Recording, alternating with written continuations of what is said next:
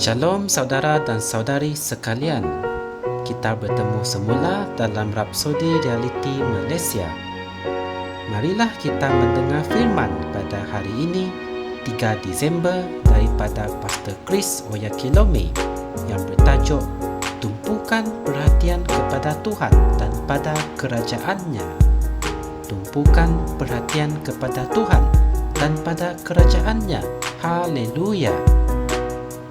Ayat pembukaan kita diambil dari kitab Yesaya 9 ayat 7 yang mengatakan kebesaran pemerintahannya dan damai sejahtera tidak akan berkesudahan di atas takhta Daud dan di dalam kerajaannya untuk menetapkan dan meneguhkan dengan keadilan dan kebenaran dari sekarang sampai selama-lamanya. Kegairahan Tuhan semesta alam akan melakukan hal ini. Puji Tuhan. Daud telah bernubuat tentang seorang raja yang akan memerintah bangsa-bangsa di dunia. Dalam Mazmur 72 ayat 8, dia berkata, dia akan berkuasa dari laut ke laut dan dari sungai Efrat sampai ke hujung bumi. Amin. Ayat Injil pembukaan kami mengatakan sesuatu mengenai raja itu. Kebesaran pemerintahannya dan damai sejahtera tidak akan berkesudahan. Tuhan Yesus mengetuai kerajaan Allah di mana kita merupakan sebahagian daripadanya. Ia adalah sebuah kerajaan yang nyata, sebuah kerajaan rohani yang berfungsi. Kesedaran kita tentang kerajaan itu sangatlah penting. Kita tidak boleh menumpukan fikiran kita di bumi ini seolah-olah semuanya akan berakhir di sini. Ada sebuah dunia yang lebih besar daripada bumi ini. Amin. Dalam Kolose 3 ayat 1 hingga 2 mengatakan, carilah perkara-perkara yang di atas, di mana Kristus ada, duduk di sebelah kanan Allah. Fikirkanlah perkara-perkara yang di atas, bukan perkara-perkara yang di bumi. Bagaimana caranya? Dengan menjadi teguh, jangan goyah. Giatlah selalu dalam pekerjaan Tuhan, sebab kamu tahu bahawa pekerjaanmu tidak sia-sia di dalam Tuhan. Dalam 1 Korintus 15 ayat 58. Haleluya. Ini adalah hari-hari yang terakhir. Tetapkan tumpuan kepada Tuhan dan pada kerajaannya. Jadikan dia tumpuanmu. Hendaklah kamu sentiasa berkobar-kobar untuk Tuhan, menyatakan kebenarannya setiap masa. Puji Tuhan. Marilah kita membuat pengakuan ini.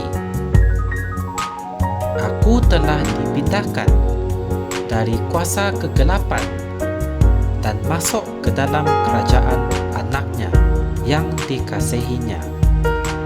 Walaupun aku berada di dunia ini, aku sedar akan kerajaan syurgawi. Oleh itu, aku berfungsi dari alam roh dan tidak ada apa-apa yang penting bagi aku di dunia fizikal ini.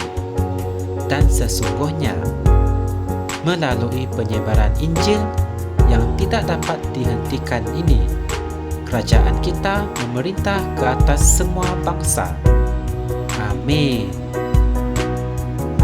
Sebagai renungan tambahan, Anda boleh merujuk kitab 1 Korintus 15 ayat 58, Roma 8 ayat 5 hingga 6, Kolose 3 ayat 1 hingga 4.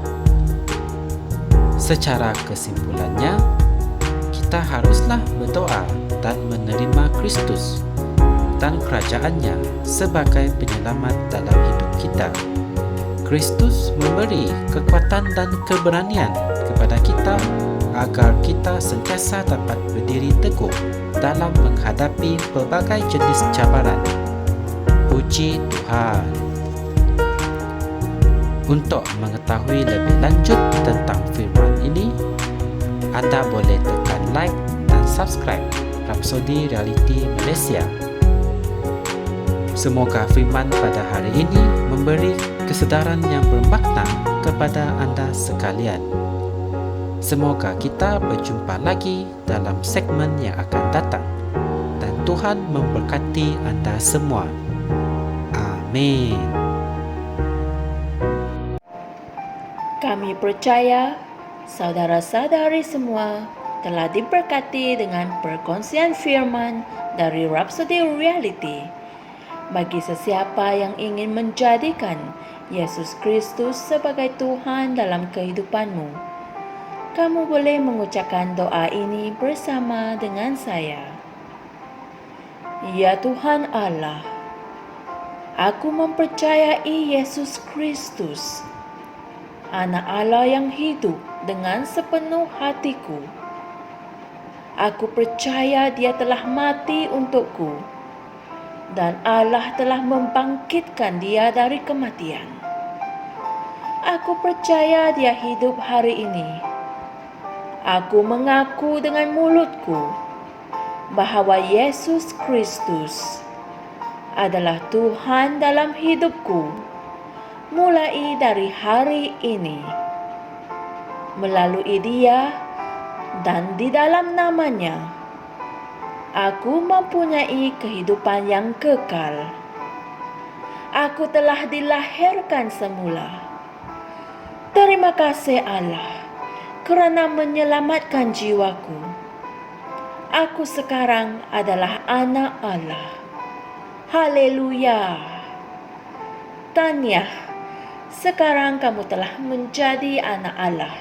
Untuk apa-apa sebarang pertanyaan atau untuk mendapatkan lebih banyak maklumat mengenai bagaimana untuk bertumbuh sebagai seorang Kristian, anda semua boleh hantar mesej di akaun Facebook kami atau email kami di tni.msia@gmail.com.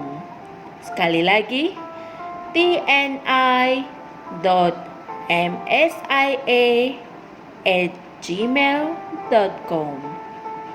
Tuhan berkati anda semua.